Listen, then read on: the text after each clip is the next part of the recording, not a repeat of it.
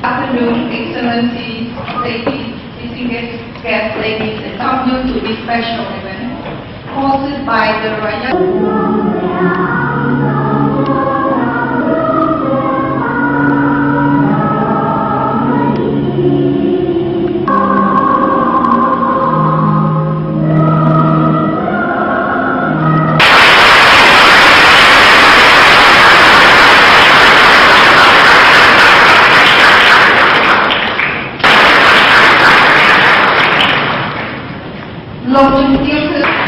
Thank you all for gracing us with your presence at this special event. Distinguished guests, ladies and gentlemen, President Dr. Jose Ramos-Horta will give a talk on peace building. Finally, we will conclude this afternoon with the presentation of welcoming remarks. In the first ever dialogue we needed to hear for time and history such as our Cambodian history, the dialogue by His Excellency President Dr. Jose Ramos-Horta would be at the top of the list. If there was ever such a person qualified to give the speech, His Excellency is certainly a considerable candidate with a lifetime of experiences and acquired wisdom that only comes through successful and during tremendous trials. Yet, like any detailed curriculum vitae, you can gain an understanding of the person's accomplishment, but you cannot truly know the history of her or the person. One piece of paper can only introduce the person. It can never do justice for his or her story. Therefore, I strongly encourage you to learn more about His Excellency's story through books, articles, and vast material on the Internet. Ladies and gentlemen, one dialogue this afternoon cannot provide us the time needed to get the important wisdom from the President of Timor-Leste for the benefit of our recovering development of the Kingdom of Cambodia. The fabric of both of our society contains recent histories of devastating tear and unimaginable bloodstain. In a speech on January 14, 2009 before Davao University in the Philippines, President Ramos-Horta remarked, "Each and every one of us in our society has to take responsibility for creating conditions for peace. Only in that way can we put up the building block of peace, block by block, in our countries, in our villages, in our provinces, in the whole country, and maybe in the region and in the world." We are fortunate today that we have someone who knows for peace, thanks in light to the guidance of the national pride, His Excellency President Dr. Jose Ramos-Horta. A bridge serves to connect two lands that are separated. President Dr. Ramos-Horta not only to pay attention, but to consider what part of the peace block you will put up toward creating. May your endeavor be successful for our sake. Again, On behalf of professor or student at the Royal University of Law and Economics, we proudly welcome His Excellency President Dr. Jose Ramos-Horta and invite him to bless us with his wisdom and stories. May your sharings inspire and call us to take responsibilities toward establishing lasting peace. Ladies and gentlemen, thank you for your attention. May you listen well and gain wisdom from our special speaker today. Thank you for your attention. To invite Mr. Uwe Morawetz, the chairman of the International Peace Foundation, to share with us the history of bridges.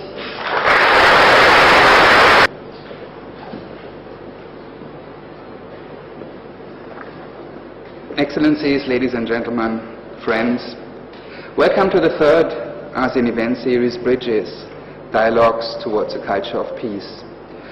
Bridges is facilitated by the International Peace Foundation, which is a non-political and non-religious foundation under the patronage of 21 Nobel Peace Prize laureates, including His Excellency Dr. Jose Ramos-Horta.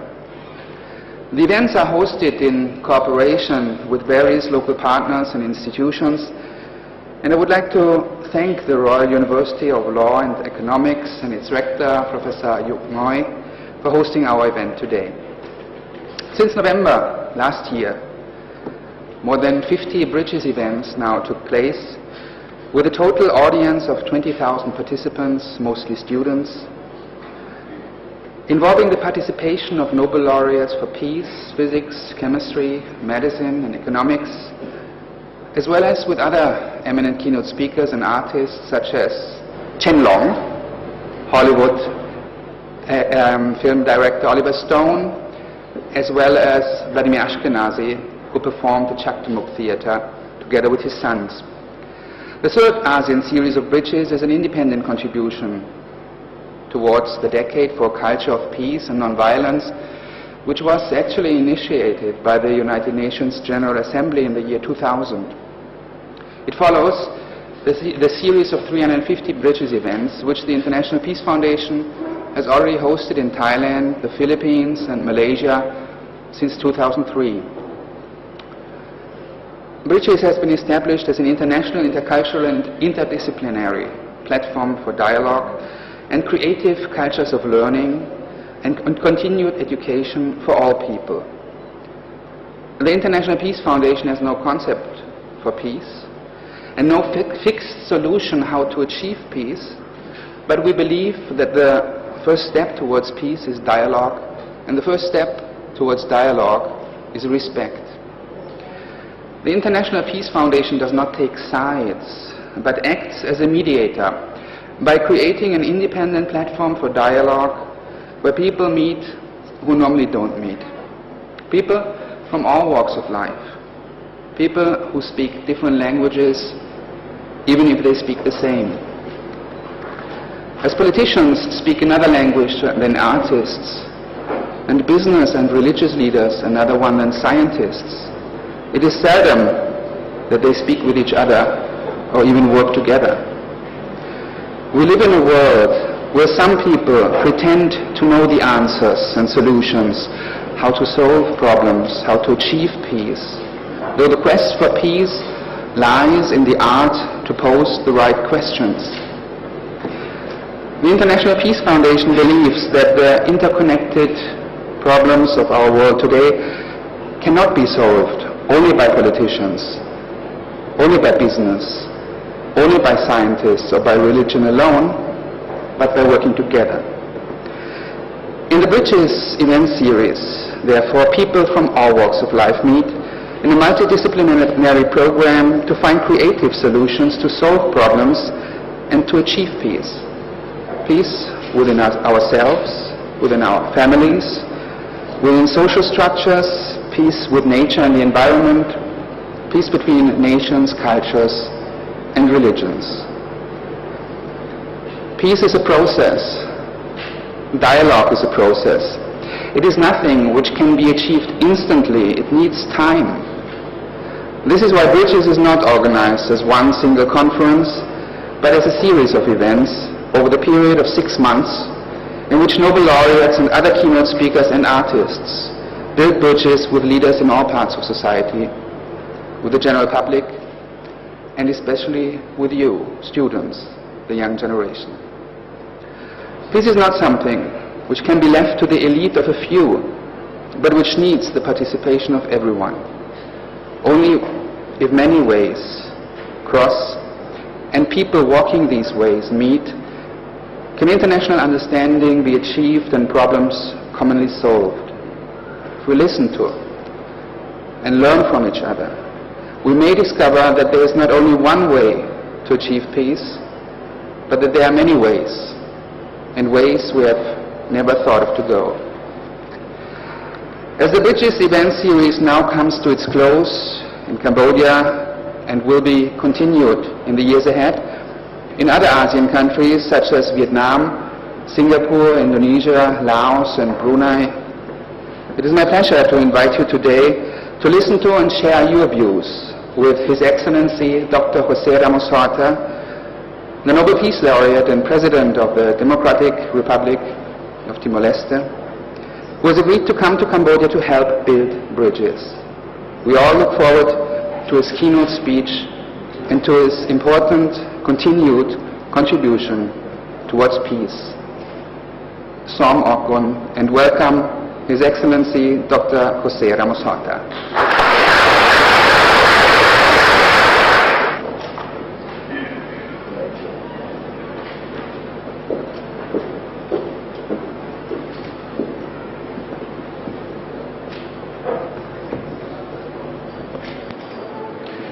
Your Excellencies, good afternoon, bonsoir.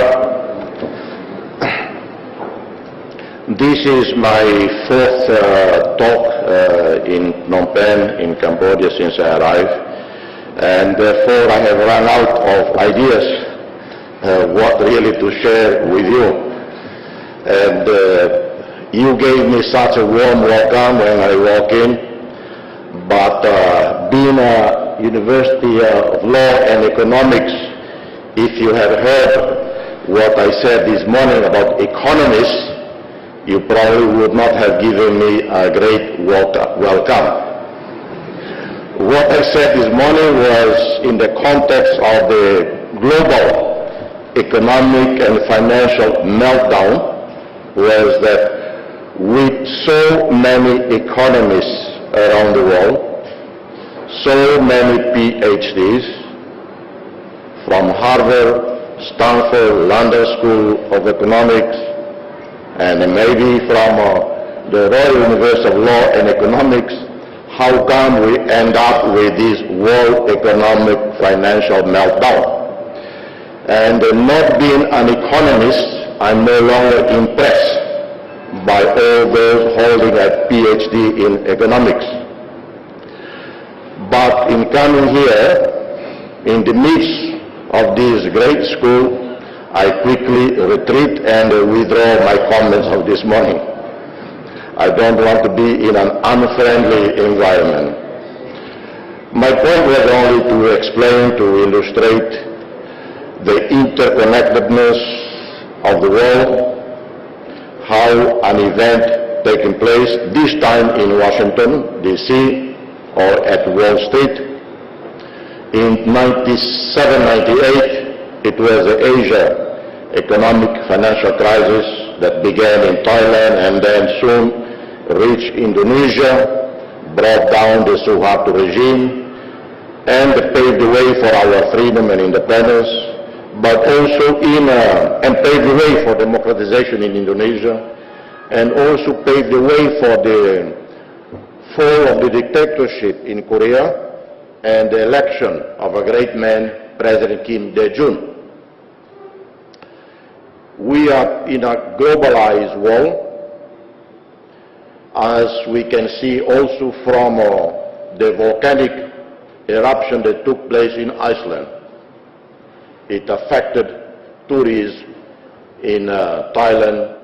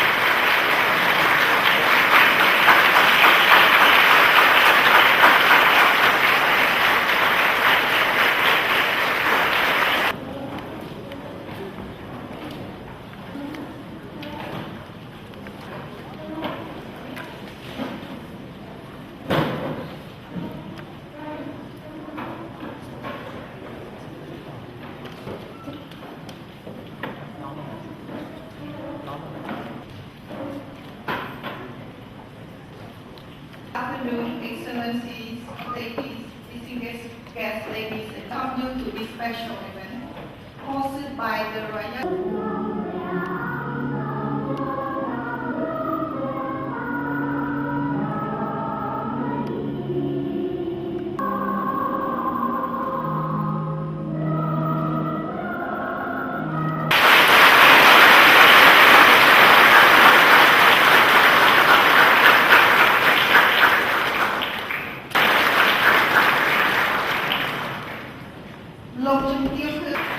Thank you all for gracing us with your presence at this special event.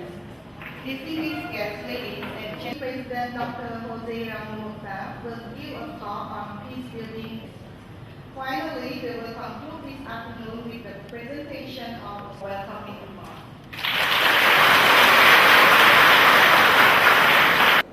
If there was ever a dialogue we needed to hear for a time and history such as our Cambodian history, the dialogue by His Excellency President Dr. Jose Ramos-Horta would be at the top of the list.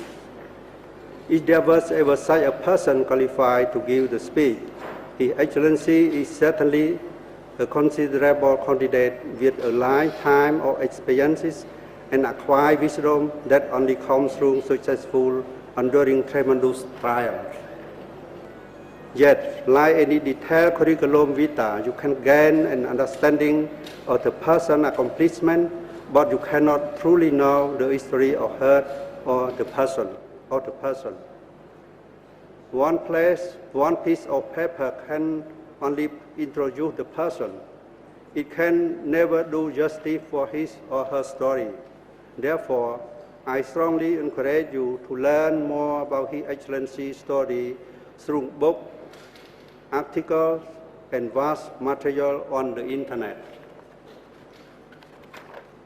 Ladies and gentlemen, one dialogue this afternoon cannot provide us the time needed to get the important wisdom from the President of Timor-Leste for the benefit of our recovering development of the Kingdom of Cambodia. The fabric of both of our society contains recent histories of devastating tears and unimaginable bloodstain. In a speech on January 14, 2009, before Davao University in the Philippines, President Ramos-Horta remarked, "Each and every one of us in our society has to take responsibility for creating conditions for peace. Only in that way can we put up the building block of peace, block by block, in our countries, in our villages, in our provinces, in the whole country, and maybe in the region and in the world." We are fortunate today that we have someone who knows for peace, thanks in light to the guidance of the national pride, His Excellency President Dr. Jose Ramos-Horta. A bridge serves to connect two lands that are separated. President Dr. Ramos-Horta, you not only to pay attention, but to consider what part of the P-block you will put up toward creating. May your endeavor be successful for our sake. Again, On behalf of professor or student at the Royal University of Law and Economics, we proudly welcome His Excellency President Dr. Jose Ramos-Horta and invite him to bless us with his wisdom and stories. May your sharings inspire and call us to take responsibilities toward establishing lasting peace. Ladies and gentlemen, thank you for your attention. May you listen well and gain wisdom from our special speaker today. Thank you for your attention. To invite Mr. Uwe Morawetz, the chairman of the International Peace Foundation, to share with us the peaceful operation.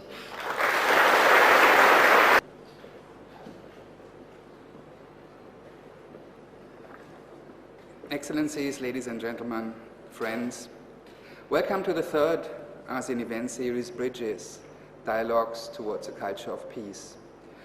Bridges is facilitated by the International Peace Foundation, which is a non-political and non-religious foundation under the patronage of 21 Nobel Peace Prize laureates, including His Excellency Dr. Jose Ramos-Horta. The events are hosted in cooperation with various local partners and institutions, and I would like to thank the Royal University of Law and Economics and its rector, Professor Yuk Ngoy, for hosting our event today. Since November last year, more than 50 Bridges events now took place, with a total audience of 20,000 participants, mostly students, involving the participation of Nobel laureates for peace, physics, chemistry, medicine, and economics, as well as with other eminent keynote speakers and artists such as Chen Long, Hollywood film director Oliver Stone, as well as Vladimir Ashkenazi, who performed the Chakdamuk Theatre together with his sons. The third ASEAN series of Bridges is an independent contribution towards the Decade for a Culture of Peace and Nonviolence, which was actually initiated by the United Nations General Assembly in the year 2000. It follows the series of 350 Bridges events, which the International Peace Foundation has already hosted in Thailand, the Philippines, and Malaysia since 2003. Bridges has been established as an international, intercultural, and interdisciplinary platform for dialogue and creative cultures of learning and continued education for all people. The International Peace Foundation has no concept for peace and no fixed solution how to achieve peace, but we believe that the first step towards peace is dialogue, and the first step towards dialogue is respect. The International Peace Foundation does not take sides, but acts as a mediator by creating an independent platform for dialogue where people meet who normally don't meet. People from all walks of life. People who speak different languages, even if they speak the same. As politicians speak another language than artists, and business and religious leaders another one than scientists, it is seldom that they speak with each other or even work together. We live in a world where some people pretend to know the answers and solutions, how to solve problems, how to achieve peace, though the quest for peace lies in the art to pose the right questions. The International Peace Foundation believes that the interconnected problems of our world today cannot be solved only by politicians, only by business, only by scientists or by religion alone, but by working together. In the Bridges event series, therefore, people from all walks of life meet in a multidisciplinary program to find creative solutions to solve problems and to achieve peace. Peace within ourselves, within our families, within social structures, peace with nature and the environment, peace between nations, cultures, and religions. Peace is a process. Dialogue is a process. It is nothing which can be achieved instantly. It needs time. This is why Bridges is not organized as one single conference, but as a series of events over the period of 6 months, in which Nobel laureates and other keynote speakers and artists built bridges with leaders in all parts of society, with the general public, and especially with you, students, the young generation. Peace is not something which can be left to the elite of a few, but which needs the participation of everyone. Only if many ways cross and people walking these ways meet, can international understanding be achieved and problems commonly solved. If we listen to and learn from each other, we may discover that there is not only one way to achieve peace, but that there are many ways, and ways we have never thought of to go. As the Bridges event series now comes to its close in Cambodia and will be continued in the years ahead in other ASEAN countries such as Vietnam, Singapore, Indonesia, Laos, and Brunei, it is my pleasure to invite you today to listen to and share your views with His Excellency Dr. José Ramos-Horta, the Nobel Peace Laureate and President of the Democratic Republic of Timor-Leste, who has agreed to come to Cambodia to help build bridges. We all look forward to his keynote speech and to his important continued contribution towards peace. Som Okon, and welcome His Excellency Dr. José Ramos-Horta.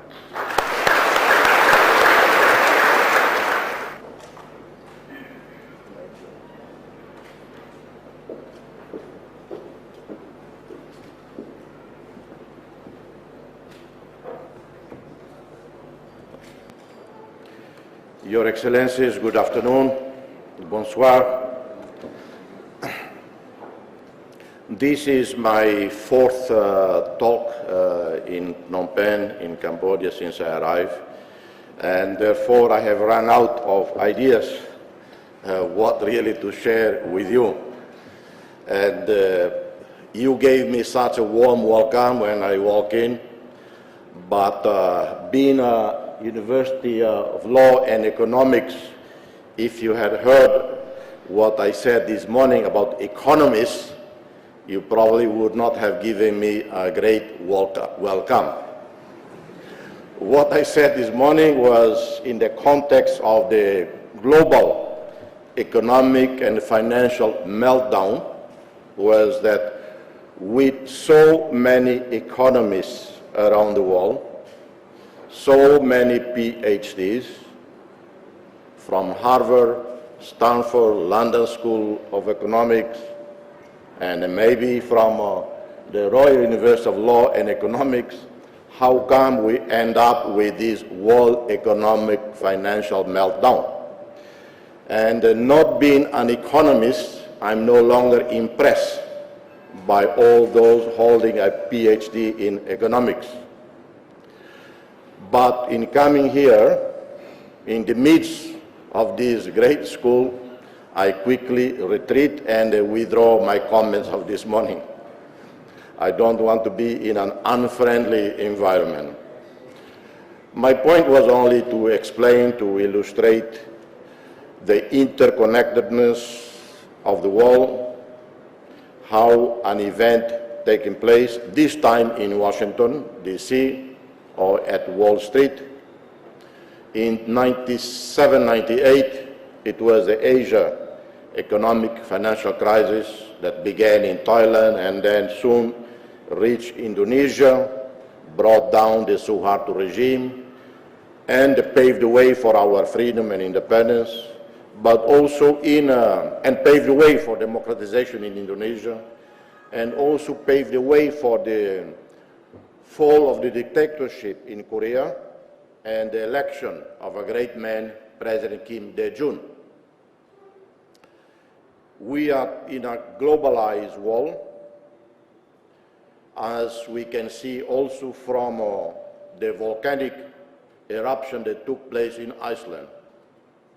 It affected tourism in Thailand, in Singapore, and parts of Asia, and obviously paralyzed a lot of most of the airports in Western Europe, causing more than $1 billion in losses to airline industry. and not to count losses in hotels, revenues, airport revenues, and so on elsewhere. Unlike 100 years ago, when wars could be fought somewhere in continental Europe and limited in territory and in its impact, any event taking place today, anywhere in the world, might, and I emphasize, might affect the rest of us. One being climate change. I was talking with, a few weeks ago with Prime Minister Hatoyama of Japan. We had a lengthy, more than 2-hour conversation, and I told him, I'm a non-smoker. I don't smoke. Never smoked in my life. But I have read about passive smoking. People who do not smoke, but always in contact with people who smoke a lot, at home, in schools, in office, in restaurants, they also inhale a lot of nicotine, cancer-causing agents.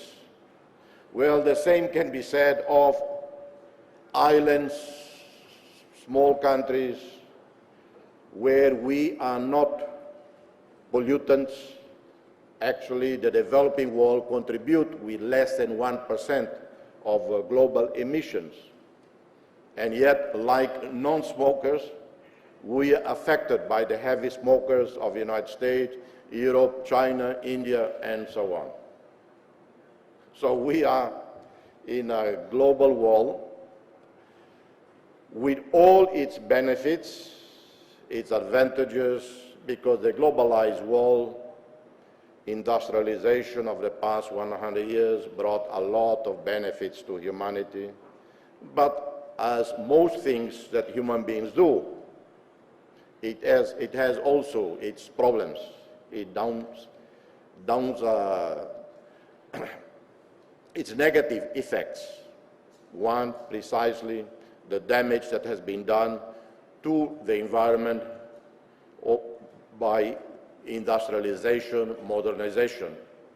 We have harvested the benefits of modernization in medicine, in life expectancy, from a life expectancy of 30 years, 40 years, 100 years ago in many parts of the world, to today in Japan, over 80, and elsewhere around the world, industrial world.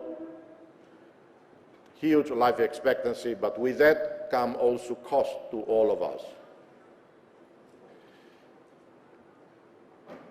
In peace building, whenever there is a conflict somewhere, whenever there is war, whenever there are people killing each other, or whenever there are people dying of starvation, of poverty, or of natural disasters, we must all feel the pain, the suffering of others. But to build peace, nothing more important than we begin in ourselves as individuals, in homes, turning our homes into safe havens where domestic violence is completely absent, turning our streets the safest for our children, for women. The schools must have the best environment of all, where children not only have access to all tools of learning, but also have a loving and care in schools, from teachers and from colleagues. That's what we must do, each of us in our own countries. That's what I try to do in our own country, that has a tragic, similar story to yours. Let me say that coming to Cambodia, participating in this great initiative of the International Peace Foundation, under the very persistent, patient work, leadership of Dr. Uwe Morawetz, I have to say that I am not coming here to teach lessons about peace.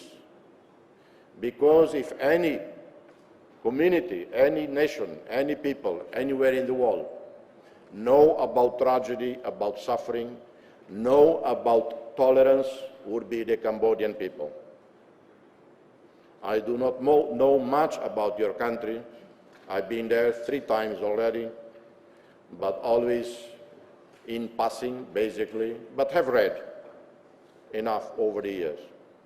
And one of the most admirable features of the Cambodian people is the lack of hatred and revenge. There might be anger. When we talk, we hear survivors of the killing fields. You hear the pain and anger. But you don't witness, we don't read about indiscriminate acts of revenge against perpetrators of past violence who are still around. Cambodians patiently wait for the conclusions of the International Cambodian Tribunal that is underway. That is admirable. People often invoke the example of South Africa as an example of tolerance, of forgiveness. But I would say the Cambodian people, Cambodian experience is one of the most illustrative of the capacity, the ability of people to forgive. Forgiveness is not equated with forget. Forgiveness cannot be equated with impunity or lack of justice. That's why I say I have not come to Cambodia to teach, to lecture on peacemaking, but maybe to share with you our own experience, my own experience, and maybe only to tell you, to urge you to persist in this path that you are following, in rebuilding your communities, your countries from years of suffering, from one of the worst tragedies after World War II, heal the wounds, continue to rebuild the democratic institutions. Maybe they are fragile, maybe they are imperfect. Which democracy in the world, even those who have been there for decades, can claim to be perfect? Is American democracy a perfect one? For President Barack Obama to have been elected, he had to spend, I understand, several $100 billion, one of the most expensive electoral exercises ever. For a U.S. senator, I have many, many friends who are senators, so I know how much they spend to be elected senator in the U.S. Some $50 billion, $100 billion. Is this perfect democracy? Imperfect? Well, I don't judge that. And when they cannot even count the votes properly in Florida some 8 years ago, even Cuba offered to help. This is only to say I'm not making fun of U.S. democracy, because I have the greatest admiration, respect, particularly when they elect Barack Obama. If any lesson the U.S., the American society can give us, is how they elect a man called Barack Obama. He's black, mother American, father Kenyan, not rich, grew up in poor neighborhoods, including in Indonesia, in Hawaii. Yes, he was bright, brilliant, and went on to study law at Harvard, taught constitutional law in Chicago, but working with NGOs in Chicago, organizing communities, Well, it tells the extraordinary transition of the American society, where 50 years ago it was big novelty that an Irish Catholic was elected president, because back then even a Catholic Irish to be elected president of the United States was unprecedented, because normally the job of president of the United States was reserved for Protestant Anglo-Saxons. So 50 years ago when John Kennedy was elected, it was unprecedented. Today, groundbreaking. So I'm not making fun of or diminishing in any way American democracy, but only to say maybe some are almost perfect, maybe Norwegian democracy, Swedish, maybe, but most are not. We keep improving. And therefore, I would say, submit that Cambodians have made tremendous progress from a country devastated by war, traumatized by conflict, and yet today you are where you are. I have been here a few years ago, and I'm very impressed with the changes occurring. So congratulations to all of you.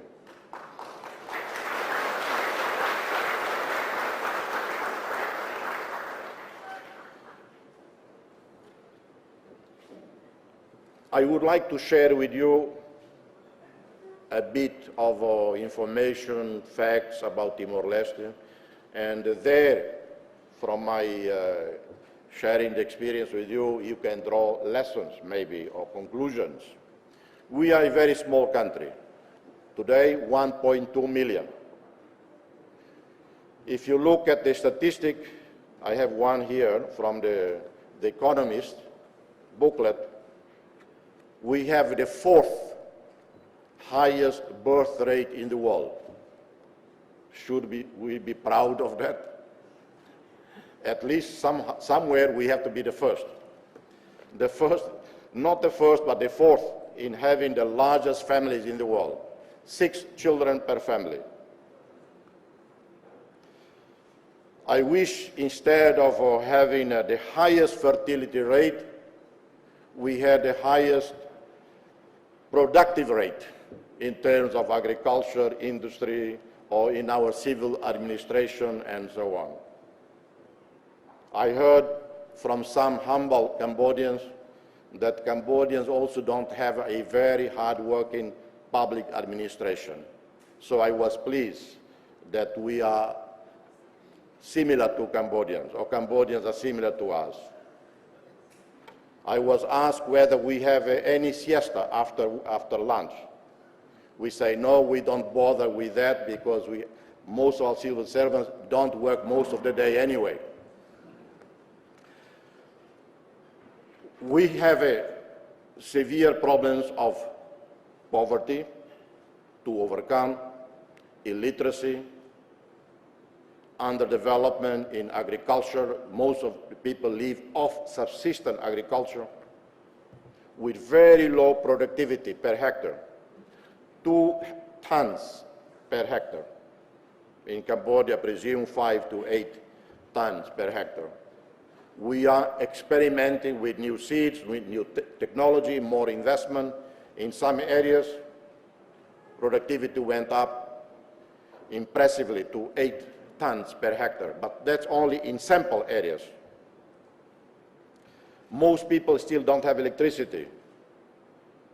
Most schools still overcrowded and with few books. But at the same time, if you look at still the same booklet, you will see that Timor-Leste has the highest surplus in the world.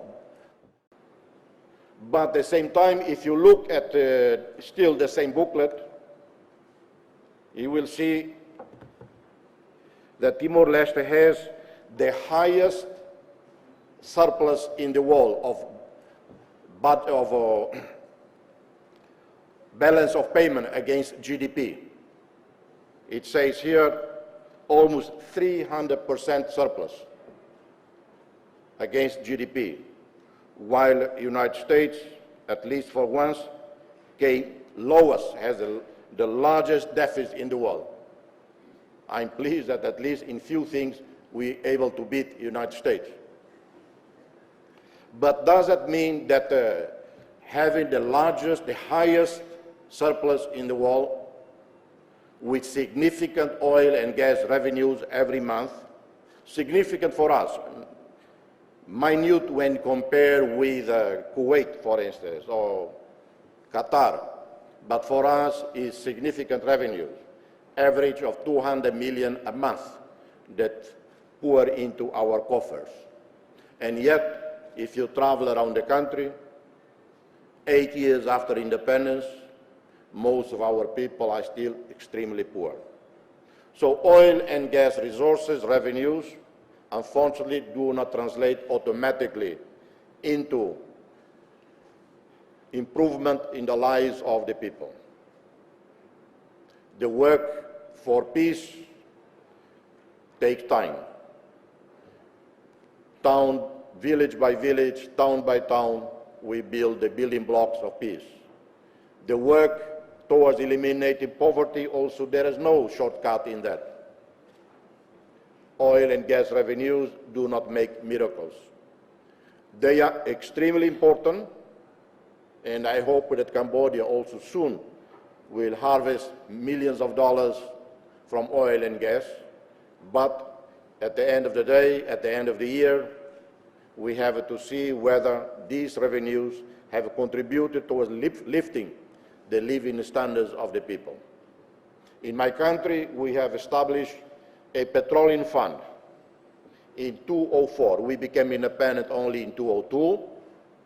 In 2002, we signed a treaty with Australia because we share some of the oil and gas revenues in the Timor Sea. It was a constructive negotiation that we had. We managed to acquire 90% of the revenues in one large oil and gas field, 10% to Australia. We signed the agreement on May 20, 2002, exactly the day of our independence. Revenues began to flow in 2004, 2005, only with $100 million, a bit over $100 million. We approved the petroleum law, and created the petroleum fund. The first deposit in the petroleum fund was a bit over $100 million. With the petroleum law and the petroleum fund, all the oil and gas revenues go to that fund. It doesn't go to the Ministry of Finance, to our treasury. It goes to the petroleum fund that is managed by our central bank.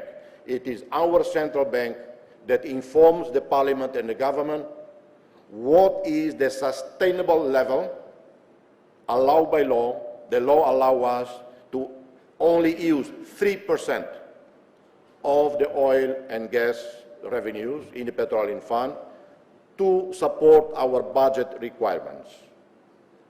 The law is flexible, allow extra money if necessary, but the government has to present to the parliament projects in a convincing manner to be scrutinized by the parliament for the parliament to allow any use of money beyond the 3% of sustainable level.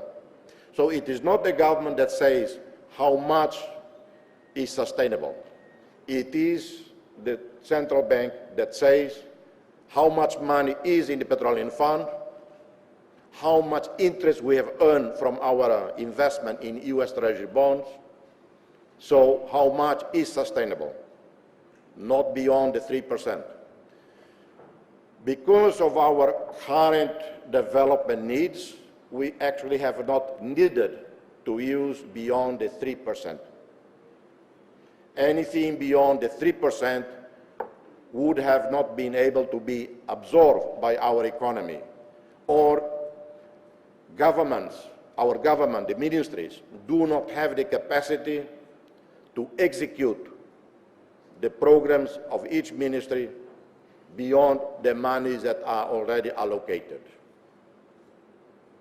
However, right now, at this very moment that I speak here, our Prime Minister, Mr. Fernando Guzmão, a former guerrilla fighter, prisoner, poet, painter, photographer. His photographs are actually pretty bad. I compete with him on photography, and I always win. But he is a great individual, human being, who went through every stage of a person's life, from a schoolboy, athlete, guerrilla fighter, captured, put in prison 7 years, but then led the process of reconciliation with Indonesia, first president of our country. In 2007, he decided to resign as president. He preferred to be prime minister and set up his own political party. Now he leads a coalition of 5 parties. Right now, he's crisscrossing the country, visiting every town, every district and sub-district, sharing with the people our national strategic development plan, a 20-year development plan with 1-year targets, 5, 10, and 20. What is our vision by 2030? Timor-Leste would have a transition from subsistence agriculture to modern agriculture. Timor-Leste would have transition from extreme poverty to a high middle income country. Timor-Leste would have a transition from high levels of illiteracy to complete literacy, having invested seriously in education and health. We would have eliminated malaria, malnutrition, and all other preventable diseases. At the same time, continuing to foster rule of law, culture of tolerance, of inclusion, non-discrimination, gender equality, and democracy. This is our vision, this is our commitment. Will we be able to succeed? Will we succeed? I don't know. Depends on the future generations. We are building the foundations of a modern democratic state, but we are handing over to the new generation. I'm not saying that we, the generation that fought for independence, that today rule or misrule the country. Some say we misrule. That is also a fair accusation. It's part of our very dynamic democracy. Will the new generation be able to continue or improve on our work in the next 5, 10, 20 years to come, so that by 2030 we have extricate our people from extreme poverty? Few years ago, when we had to make the decision about where to invest our petroleum revenues, the decision was made to invest in US Treasury bonds. Some of you, brilliant economists, professors, some, I believe, having already acquired master's degrees in business administration, in investment, probably would have advised us a few years ago. Some would have advised, don't put in US Treasury bond because the yield, the interest is very low. You should invest in other equities, in Wall Street, where the return is 8, 10%. Fortunately, none of us at the time knew Mr. Bernard Madoff. I don't know if you know of Mr. Bernard Madoff. Had we known him, I lived many years in New York. I'm glad I never ran into him. Had I run into him, he would have charmed me into convincing us to hand over the money to him because he would guarantee us 8%, 10% return, where our petroleum fund would have disappeared a year ago, together with many other countries that invested around the world in mid to high risk portfolios. Even Norway. Norway was a country that advised us most on our petroleum law and petroleum fund. And yet Norway lost billions of dollars in its investments in portfolios around the world. Many other countries, we did not. The law allows us to put 90% in petroleum fund, in U.S. Treasury bonds, 10% wherever the government decides to invest. But we thought more prudent, let it all stay in the U.S. Treasury bonds, because we didn't have the experience, human resources to manage these investments. Could we just trust to a fund manager? You give your money to a fund manager somewhere in New York or in London or in Singapore, and you don't know much because you don't have people on the ground to monitor the markets. And these fund managers have hundreds of clients. They are not managing only your little account. And you wake up one morning, you are told you lost hundreds of millions of dollars. Well, we decide not to gamble. But are we going to continue to keep the U.S. money in U.S. Treasury bonds? I never received a letter from President Barack Obama thanking us for supporting U.S. economy with our money in U.S. Treasury bonds. Today, I think it's China and Timor-Leste that is most funding U.S. debt. I told friends in the U.S. Congress about a year ago when I was invited there for a morning breakfast with members of Senate and House, I said, you people should give me a Congressional Medal of Honor because it's Timor-Leste and China that's financing your debt. They said they will consider it. I'm still waiting. Well, it is humor. We have benefited from that in investing in the safe U.S. Treasury bonds. But there is debate in our country now, peace education, education about culture of peace, of tolerance at kindergarten, elementary schools, high schools, universities are absolutely critical. I have read a lot over the years about the phenomenon of extremism, of terrorism.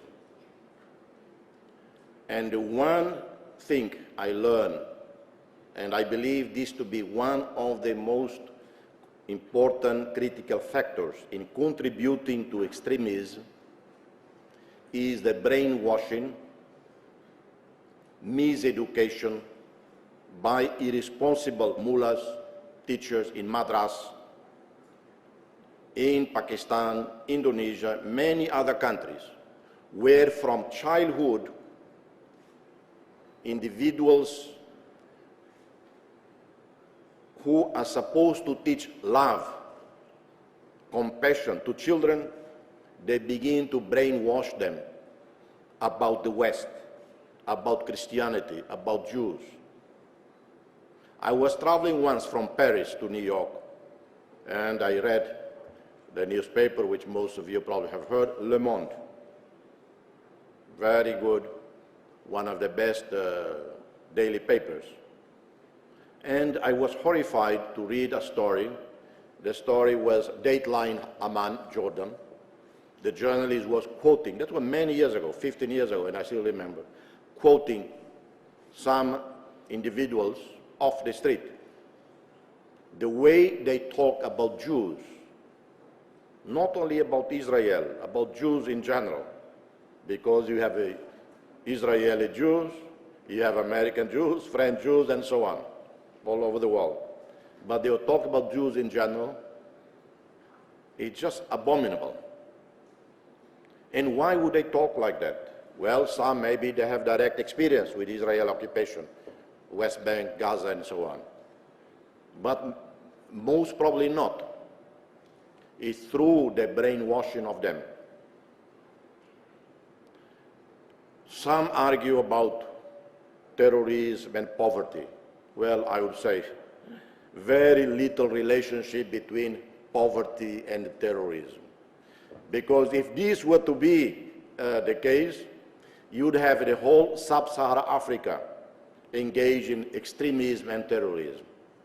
Because no continent anywhere in the world suffer more, were more humiliated, abused, and used than Africans south of Sahara. From slavery, European colonization, partition of Africa, colonialism, the Cold War, where billions of weapons were dumped on Africans and then abandoned when they were no longer strategically important. And impoverished. And yet you travel throughout sub-Saharan Africa, you don't feel the hatred towards Europeans, towards white, or anyone. So there is no correlation. Because if anyone, anywhere in the world, were to hate the Europeans, would be black Africans. So it is very little correlation. Of course, extreme poverty is fertile ground for extremists to manipulate, particularly when the poor, the extremely poor, are also uneducated. And then if there are influential mullahs in the community, yes, then they are susceptible to engage in extremism. So education is extremely important. Human rights education, peace education must be in the curriculum of at least to elementary school. I'm not a great intellectual. I don't enjoy my work as president. I get bored in the office. So I spend time writing children's stories. And the first booklet was published, well, a few months ago, completely sold out. The second edition is this one in several languages, published by UNICEF. It tells the story of a crocodile, because that's the big animal of East Timor, and a boy. And it is a series that I'm writing for television and for radio. A boy, a crocodile, a girl, and a dolphin. They travel the world, and through their travels around the world, they spread the message of peace, of tolerance, because as they travel the world, they encounter different civilizations, different cultures, different peoples, and finally they arrive back in what Timor is today. And the island of Timor is born from a crocodile. Because if you look at the map of Timor, it looks like a crocodile. The legend of Timor is that it was a crocodile that gave birth to the island of Timor. So this booklet goes to school children to start teaching them about, of course, environment. The dolphin represents clean environment. Their encounter of cultures is to teach our children, generation, about the richness, the wealth of different cultures, of different religions, how we must respect and accept each other. So that is absolutely critical. Education starting, peace education at elementary level. So it means peace is, there are no shortcuts to peace. You have to work over a long period of time. And will we ever achieve peace in the world? Permanent peace? Well, I'm afraid I don't know whether that is a realizable dream or not. Next question.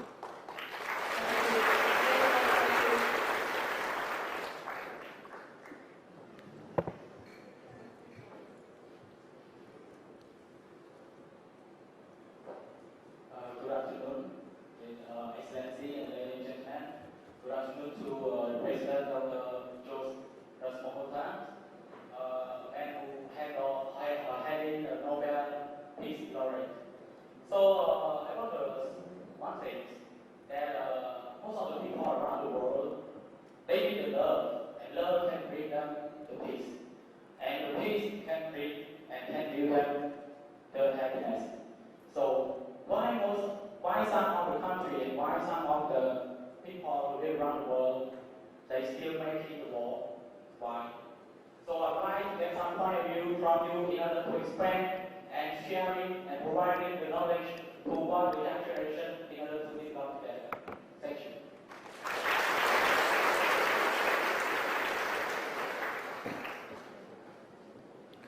Well, this would be a long answer contained in a book.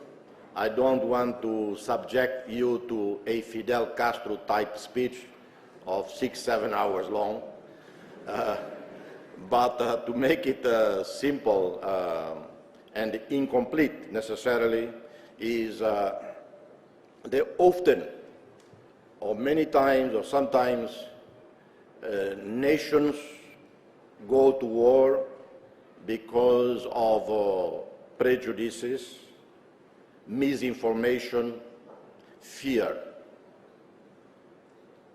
Sometimes, even within communities around the world, they go to war with each other because of prejudices.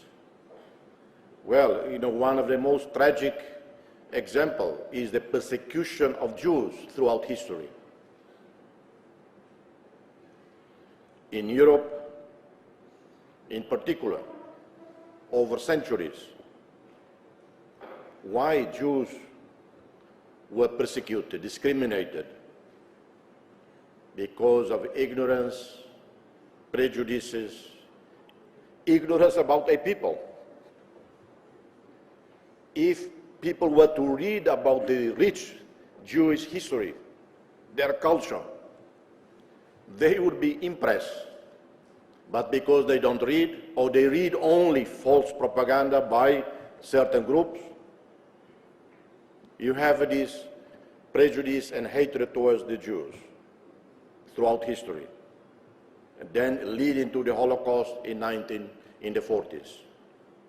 In other areas of the world, within communities. But sometimes the fight is more of over concrete things, like boundaries or water. People fight over water, and maybe in the decades to come, some of the larger conflicts in the world will be over water. So there are many reasons. Some strategic miscalculations. World War II, when Japan went to World War II, over strategic misconsideration, miscalculation for resources. Believing that the best way to supply Japan with unlimited resources is to invade and control much of Asia. When today, the thinking in Japan and similar countries that need resources is we build friendships, we build bridges, we invest, we buy the resources, rather than physically invading and occupy. But 50 years ago, 100 years ago, the Europeans did the same. Went to Africa, Asia, to occupy land, because that land was a good base supply of materials. Today, the Europeans 50 years ago began to free themselves of their colonies and continue to receive the resources from these colonies in a much more just and fair manner or intelligent manner. So there are many different reasons. And what is important, I believe, in the various communities, because that's what we try to do in my own country, to look at boiling problems, developing problems in a community, and address them in a preventive fashion before people start really fighting, sometimes over simple things. If no one pays attention, or if we underestimate the depth of a problem, sometimes we think, well, by ignoring it, the problem disappears. But by ignoring it, it gets worse and worse. Why people in southern Thailand are fighting? Why there is this vicious conflict in southern Thailand? I don't know. The problem is there. Why in Mindanao, parts of Mindanao, not all of Mindanao? Why? Well, only Thais, only Filipinos can respectively address these problems, better understand them than us.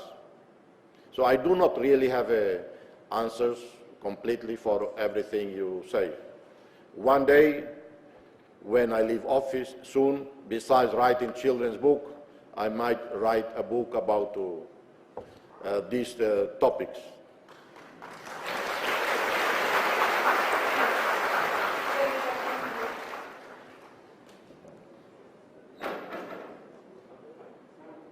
Good afternoon, Mr. President of Timor-Leste and ladies and gentlemen.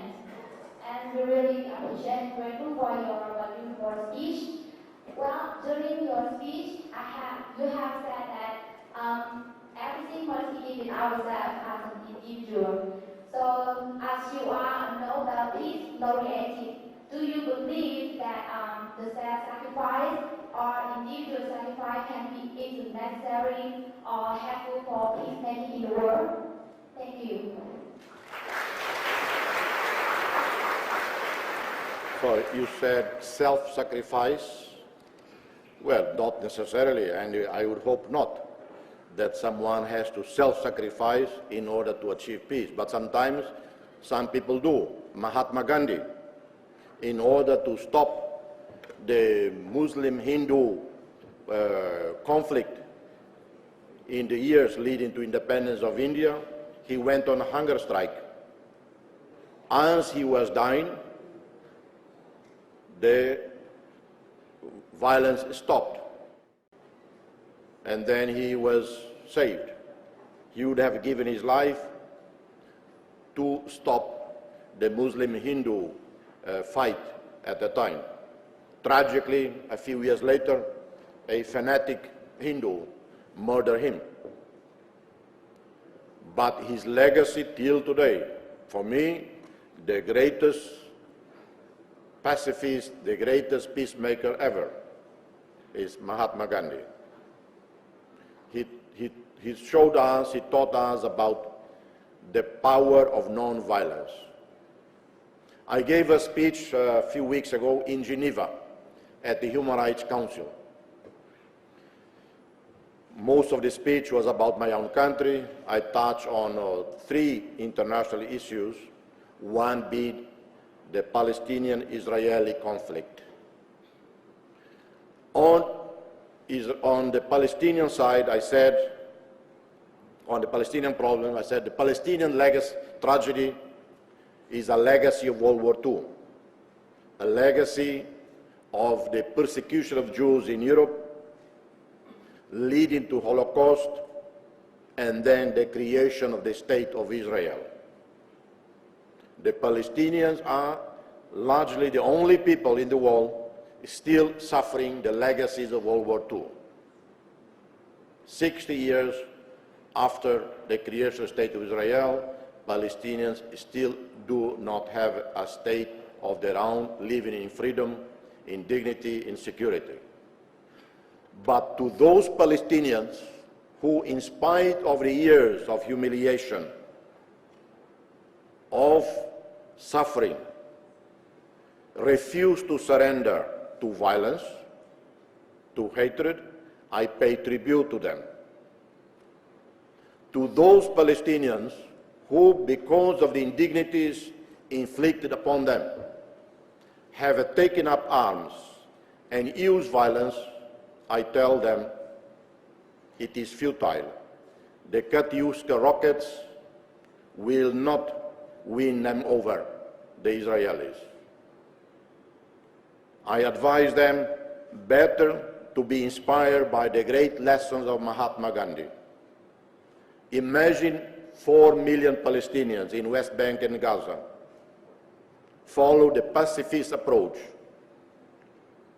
Sit down, civil disobedience, no violence, silence. They would break the might of the Israeli army. For the Israelis, I said, when Palestine is free, Israel will be finally again free and peace with itself and with its neighbors. So that's, I think, my best, message or example of the futility of using force when we want to sometimes ascertain our rights. I'm not a pacifist as Mahatma Gandhi. Sometimes I believe the use of force is necessary, as it was Vietnam's intervention here to end the Khmer Rouge genocide, and for which Vietnam was criticized by the international community. It was Tanzanian troops who ended genocide in Uganda under Idi Amin. So sometimes it's necessary. It's too simplistic to say every use of force is wrong. In that, I 100% agree with the speech by President Barack Obama in Oslo when he received the Nobel Peace Prize, when he distinguished between when to use force and when not to. Next question.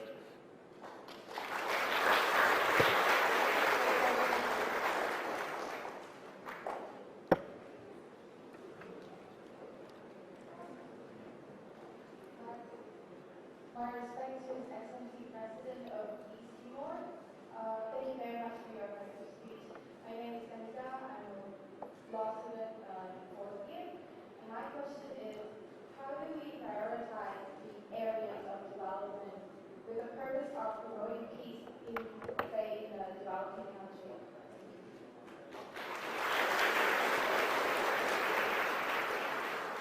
I'm glad you said you are a law student, not an economics student. I'm provoking the economists. Well, in answering your question, we have defined 6 priorities in our strategic development plan. Priorities that are so self-evident. One is infrastructure development, meaning roads, bridges, a new port, a new airport, power, electricity, and telecommunications. We are working in all of these fronts under the infrastructure subject, including water and sanitation, agriculture, and all that is related to agriculture. That includes irrigation and research in agriculture, but also provision of tractors, hand tractors, to the farmers. We have also introduced some innovative approach, and that we are able to do because we have a cash to do it. Other countries who are strapped with resources, maybe they cannot do it. What we decided to do was we purchase from the farmer any surplus he or she wants to sell. Because many farmers complain. When we tell them to produce more, they say, and where we are going to sell it? There is no market. So the government buys, stored in warehouses. In case of food shortage, in a given year, or we then supply to hospitals and to schools. We have introduced in every school in the country what we call a meal per child. Every child in the country has one meal a day, because many, many children, they go to school without having had breakfast. They are so poor. So all of these are interrelated. But also other priorities is education and health. A few years ago, we were rated #1 in the world, according to here, the 2006-2007 statistical data, in terms of percentage of budget dedicated to education and health. But the percentage has gone down, and I'm not happy with that. But at the same time, the budget went up significantly, 3 times, or twice, 3 times. So the amount of money is still significant that go to education and health. How this is accomplished, how these decisions is made about the priorities. Well, one is obvious common sense, but also, as I said earlier, in consultations with civil society, with NGOs, through the parliamentary process. Right now, the Prime Minister is traveling all over the country, sharing with the people our strategic plan. The common people, they tell their views, their input. The Prime Minister incorporated, if there is anything to be incorporated, if anything new, or any strong criticism of some elements of it. Then it goes to the Council of Ministers. The Council of Ministers approve. Then it goes to the Parliament, debate in the Parliament. Hopefully it becomes a consensus document, and then it is budgeted for execution starting in 2011. So that's how we prioritize and make our decision-making process.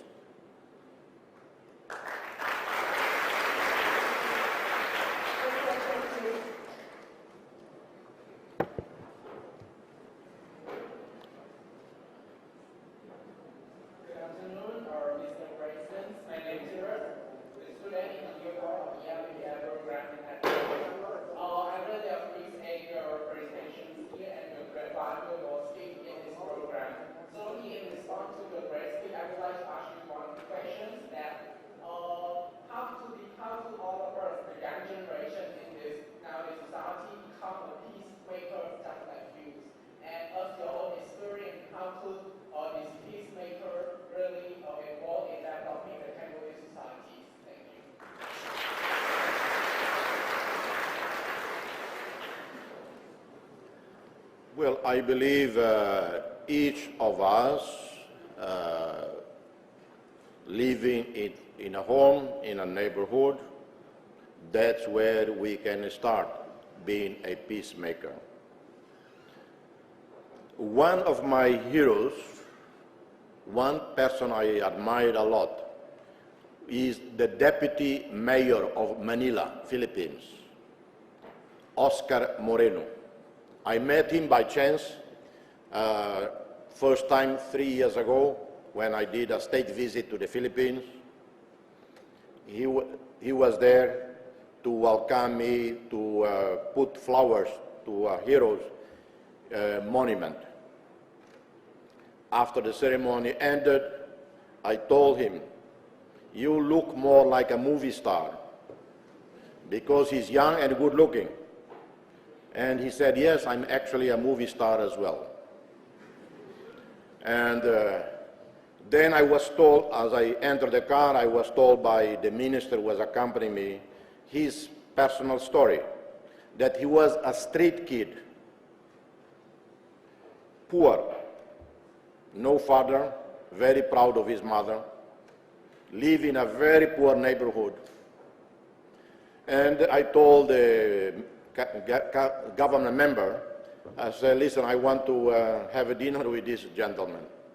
So they organized for me to have dinner with him that evening. And we talked more. And I asked him where he lived. He said, "Oh, I still live in the same neighborhood." And I said, can we go to your neighborhood? And he said, yes, of course, the Philippine security protocol completely, almost in panic. But we did go. The whole motorcade went to his neighborhood. And he still lived in a very simple house, 2 rooms only, which he rents, in the same poor neighborhood where he grew up. He didn't move to a very rich, fancy neighborhood in his new capacity as deputy mayor or as wealthy movie star. The money he earned making movies, he first built a house for his mother. I asked him, when you were a street kid, how did you eat every day? He said, oh, I ate very well. He said he would go every evening to funerals. I don't know the tradition in Cambodia, but in the Philippines, like in many other countries, like Catholic countries, funerals are almost like a big party.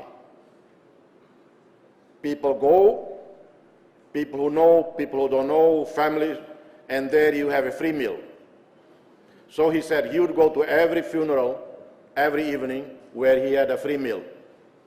It was during one of the funerals that a movie director spotted him and told him, do you want to be a movie star? He said, I want. The next day he was interviewed and began his career. How else did he make his money? He would go to the port,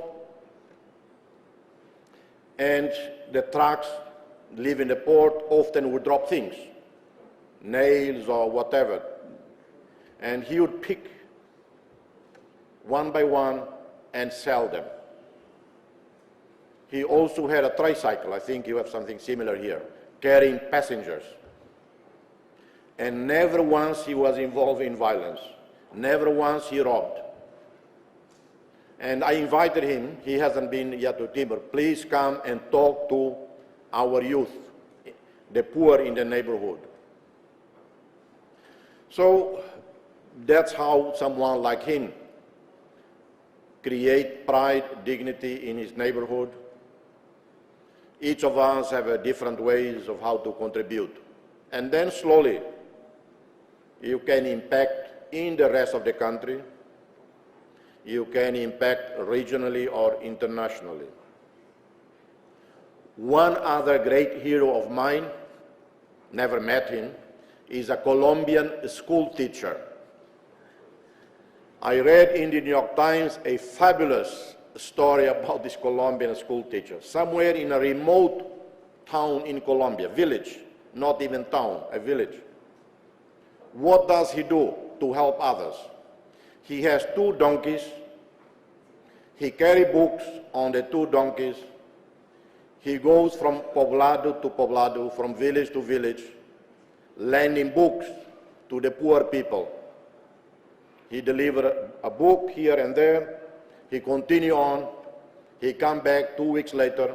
They return the book. He gives a new one on 2 donkeys. Well, his story became known in the Colombian media, and then he started getting thousands of books donation. These are some of the fabulous, rich stories, unknown heroes all over the world. People who are doing not small things, they're actually doing great things in small places to help each other. So these are some of my greatest heroes. In my country, I instituted several awards to honor heroes. And heroes, not only those who fought the resistance battles. A school teacher in my country, a woman in a remote village, who every day she walked 2 hours climbing up and up the mountains to teach in her native village. Every day. I went, because I financed that school, built that school for her. One day I wanted to visit. Even the army helicopter was not able to go that high. The pilot told me, we better go back, unload some people. It's too high and too heavy. And that woman, every day she climbed up, very steep. God, what a dedication. and she do it for free to teach her own people. Next.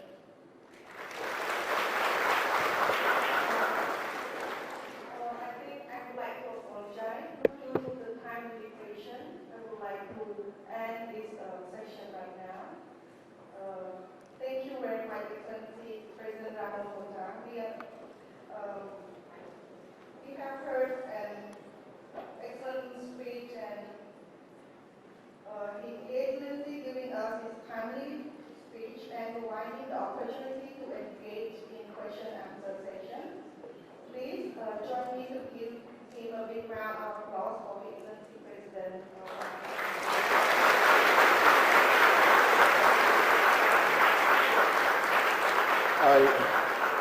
I only hope that when this book is commercially published, you all buy them. To conclude this special occasion, we would like to present a gift to His Excellency President Ramos-Horta. The gift will be presented by His Excellency Pachana, the Secretary of State, Ministry of Education, Youth and Sports.